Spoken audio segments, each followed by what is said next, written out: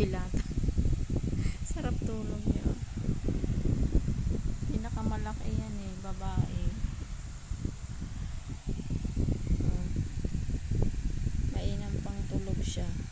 Tahimik. Paggising yan, maingay. Ito. Ayan sila. Ayan ang mama nila. Bantay. Tagabantay. Ayan si Hanadi. Ay, doon naman